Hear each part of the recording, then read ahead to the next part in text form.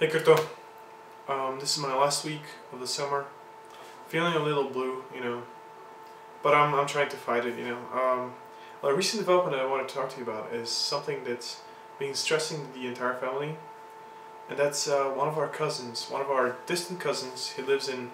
He's Canadian, he's native Canadian, and he comes every now and then, every so often, to Bulgaria to visit us. And the last time was just before I left for the UK. And this time he's coming just before my final year. It's kind of interesting, I thought. And he's Canadian. He's 66. He's been Canadian his entire life.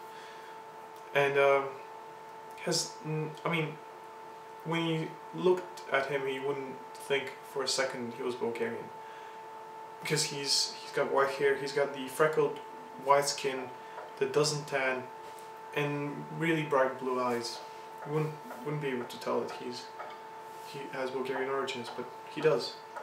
And the funny thing is, I always imagine, because he's a little, you could say he's wealthy, because he's got real estate and stuff, and he seems to be visiting us when he does some kind of deals with other traders in the Balkans. And I always imagine that, even though he always says that he's got family, he's got sons, daughters, I always imagine that he was alone. He was this reclusive billionaire that starts looking for his distant relatives to find who he could deem worthy of his heritage. I don't know, it seems like a movie plot that's been used, but I can't really quote any movies that this has been in, but I always imagine that that's the case. Like, he comes here to see if we are honorable and worthy, dignified, worthy of his money. And yeah, that's how I see it.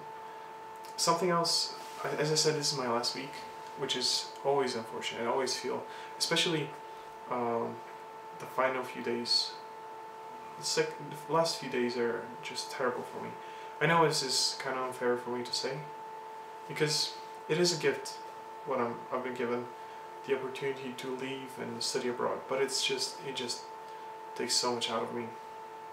The good thing is, it's always relieved when I reach halfway through my destination. Like, as soon as I land in London, or I land in Paris this time, it gets better. But before the flight, I wish I were dead.